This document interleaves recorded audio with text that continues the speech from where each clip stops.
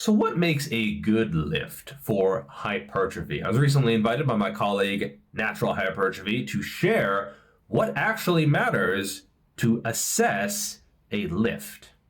So let's jump right into things at number 10, comfort, convenience, and mental challenge. Now this one kind of swings both ways. It's a little bit bi-articular, you know what I mean?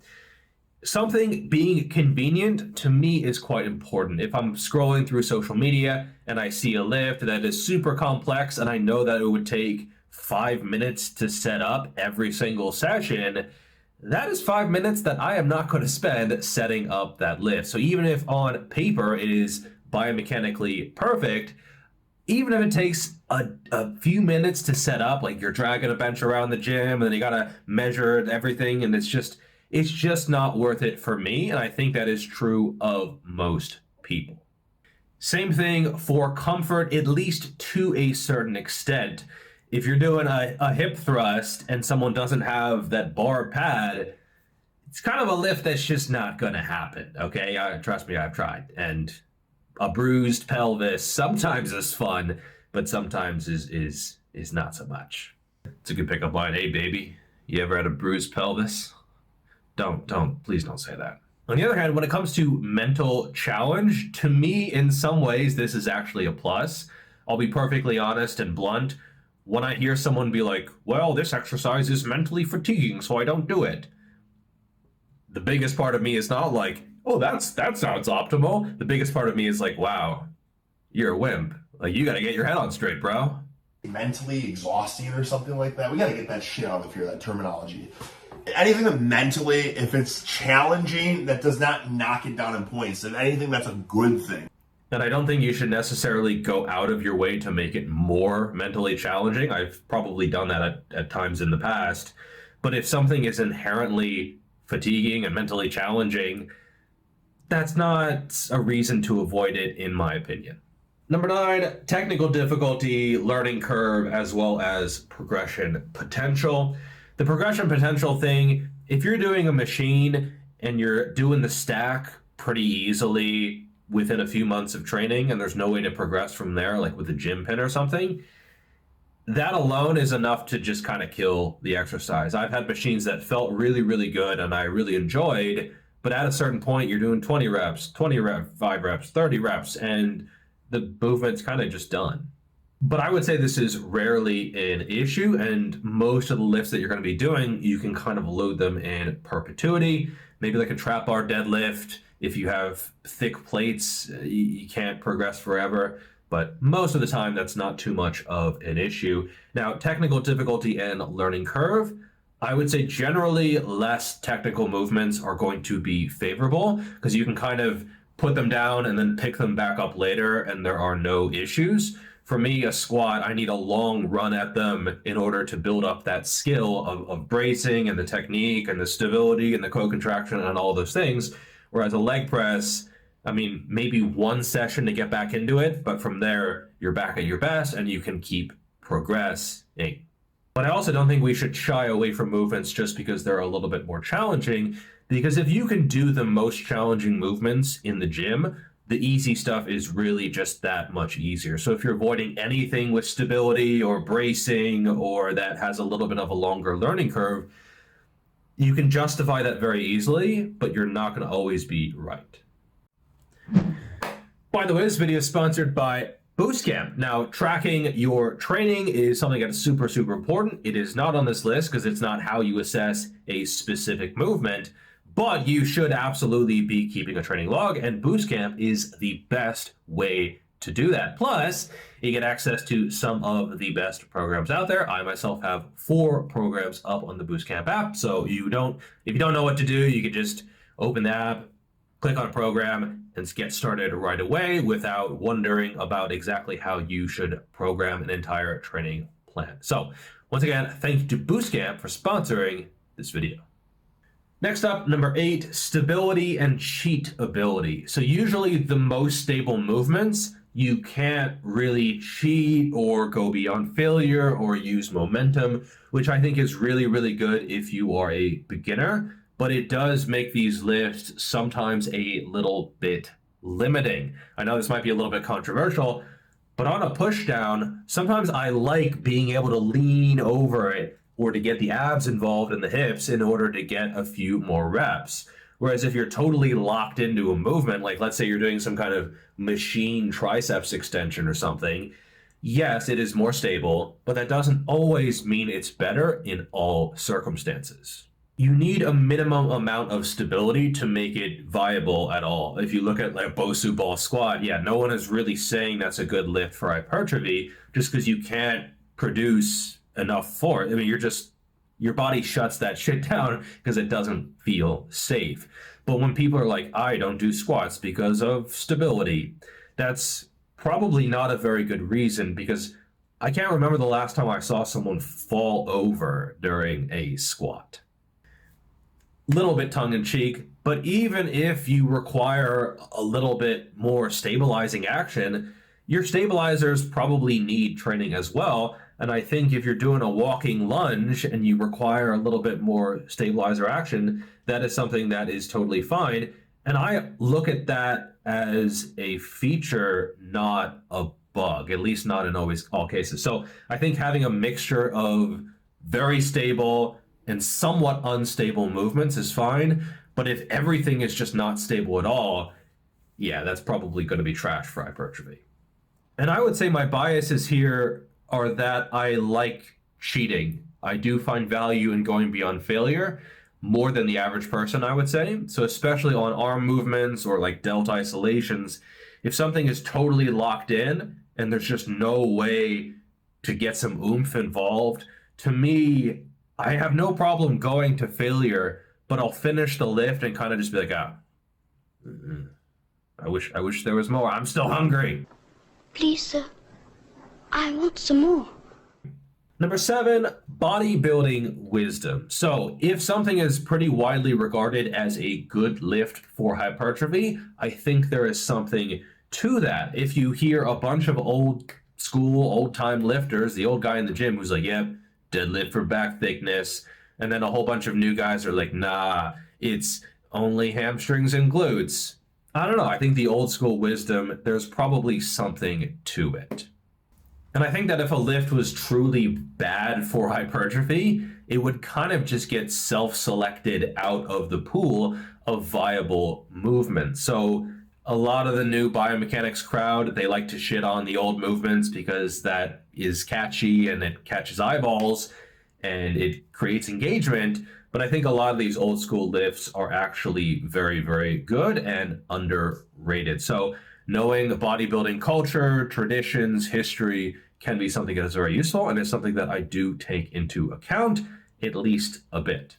Number 6, stretch/range of motion. Now, this is something that I do take into account. Obviously, it is on the list, but I don't prioritize it as much as some people. I think it's a little bit of a fad. I think an extreme range of motion is something that is certainly not necessary to get very, very big. You see some people, both natural and enhanced, who didn't really do any like behind the back Bayesian curls or some kind of delt movement where you're going way across the body. I think there is, again, to emphasize, some utility here, but that doesn't mean every single movement in your program has to be lengthen biased and with a big stretch and really getting the muscle in the longest possible range of motion.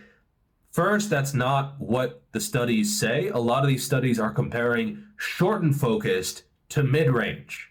And then people are like, well, that means the longer the better. No, trust me, it's not always the longer the better, brothers. If you compare exercise A to exercise B, exercise A is really, really lengthened and stretch focused, and exercise B is more mid-range, and exercise A, oh, there's more hypertrophy with this one. That doesn't necessarily mean that B is useless. I mean, what about doing both of them? Once you get a big stretch in your program, do you need to have your second and your third exercises targeting that muscle group also getting a big stretch? I would argue probably not, and it might actually be counterproductive. Next up, number 5, the stimulus to fatigue ratio. Now, I do think this is important. It's cracking the top 5, but I would say that I don't prioritize it as much as some lifters do for a few reasons. First, You can have proxies for both, but it is by no means clear to me that you can measure exactly either the stimulus or the fatigue. Plus, a lot of the times they kind of go hand in hand. So the more stimulating movements tend to just have more fatigue that go along with them. I have a chart in my original book, Sweat, comparing stimulus and fatigue, and it's not a 1-to-1 ratio, but if you're trying to minimize fatigue, you're probably not going to be getting as much stimulus as you could. And this is often the route that people go because you can't necessarily measure stimulus, but you can feel fatigue maybe more acutely. People just avoid any exercises that are challenging or difficult, and they stay small. Right, Cho-Cho? Right, Cho-Cho? When I hear people who aren't that strong avoiding something like a deadlift because it's fatiguing, I think in some cases they're shooting themselves in the foot. I've been deadlifting recently. Yeah, it's fatiguing, but it's certainly stimulating as well. Now, there is a simple solution. If you have a high stimulus, high fatigue movement, just don't do as many sets. I mean, I've done German volume training on deadlifts, and yeah, like that's excessive. But if you only do 1 or 2 sets of deadlifts, you might actually get a lot of benefits that you might otherwise just not be able to replicate with so-called smaller movements. And I think there are some types of stimulus that you just can't replicate with other movements. So I see some maybe nerd doing some like cable reverse shrug for his upper back or whatever, very, very light, using just no weight at all.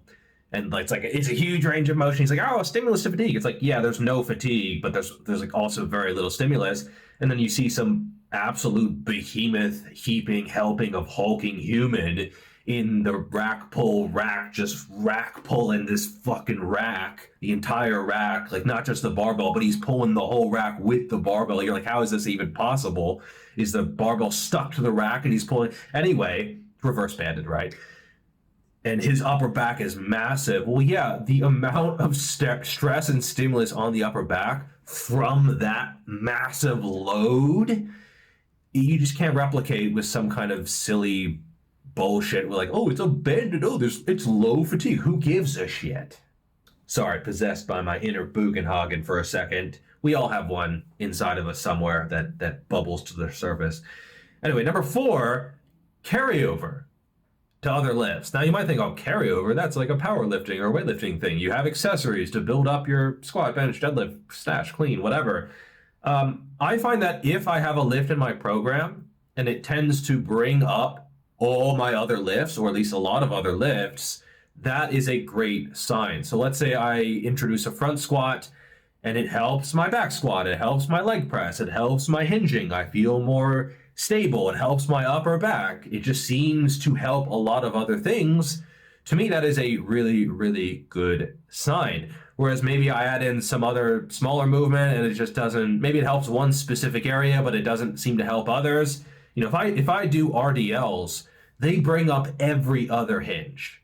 So if I build up my RDLs, they have carryover to stiff legs off the floor, to conventional deadlift, to sumo deadlifts. They even help my back extensions. So it's a lift that carries over to everything else. And I think that is a good sign that it is building muscle. So it's building everything. It's probably building muscle, especially when you are advanced.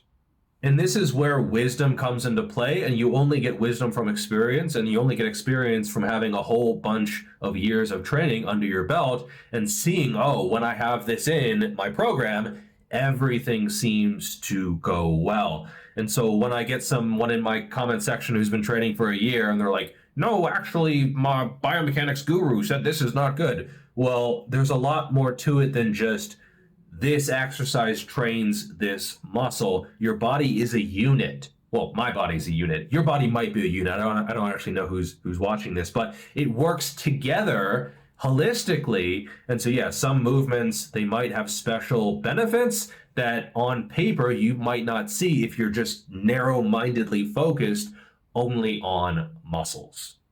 Number 3, is the muscle you are trying to train actually the limiting factor for this movement? Now, this might seem obvious.